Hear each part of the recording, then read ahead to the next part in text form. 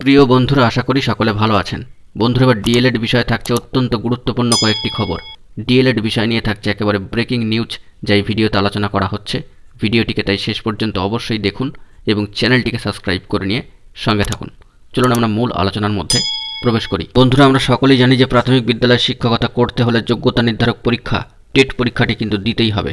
ইতিমধ্যেই টেট 2022-এর ফল প্রকাশ হয়ে গিয়েছে এবং পাশ করেছেন প্রায় 1.5 লক্ষেরও বেশি পরীক্ষার্থীরা। কিন্তু টেটে বসতে হলে এখনও পর্যন্ত ডিএলএড প্রশিক্ষণটি থাকতেই হবে। এই ডিএলএড প্রশিক্ষণ না থাকলেই নয়। কিন্তু ডিএলএড পার্ট 1 পরীক্ষায় ডিএলএড কোর্সে ভর্তি হওয়া পরীক্ষার্থীদের বসার পথ বন্ধ হয়ে যেতে বসেছে বলে বিভিন্ন বেসরকারি ডিএলএড কলেজের অফলাইনে ভর্তি হওয়া ছাত্রছাত্রীদের অভিযোগ। ওই পরীক্ষা পিছিয়ে দেওয়ার আবেদন জানিয়ে তারা প্রাথমিক শিক্ষা পর্ষদে স্মারকলিপি দিয়েছেন। একই সঙ্গে তারা আর্জি জানিয়েছেন তৃণমূল কংগ্রেসের সর্বভারতীয় সভাপতি সম্মানীয় অভিষেক বন্দ্যোপাধ্যায়কে। তারা চিঠি দিয়েছেন এবং মঙ্গলবার এই বিষয়টি কিন্তু জানিয়েছেন পড়ুয়ারা। পর্ষদ জানিয়েছেন যে 2021-23 শিক্ষাবর্ষে ডিএলএড কলেজে শুধু অনলাইনে ভর্তি হওয়া ছাত্রছাত্রীরাই আগামী 9 থেকে 11 মার্চ ডিএলএডের পার্ট 1 পরীক্ষায় বসতে পারবেন। যারা অফলাইনে ভর্তি হয়েছেন তাদের এখনও পর্যন্ত রেজিস্ট্রেশন সম্পন্ন হয়নি। এই সিদ্ধান্তের পরে অফলাইনে ভর্তি হওয়া কম বেশি 42,000 ডিএলএড পড়ুয়ারা ওই পরীক্ষায় বসার ক্ষেত্রে অনিশ্চয়তা দেখা দিয়েছে।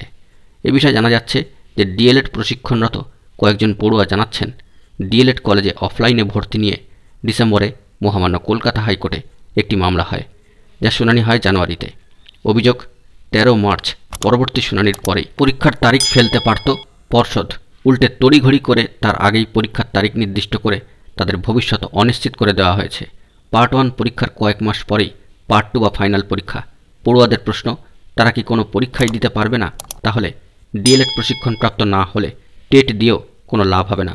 পর্ষদের উপসচিব পার্থ কর্মকার মহাশয় বলেছেন, বিষয়টি বিচারাধীন, আদালত যা বলবে সেই অনুযায়ী কাজ হবে। দেখা যাক বন্ধুরা এক্ষেত্রে পরবর্তী কী খবর উঠে আসে।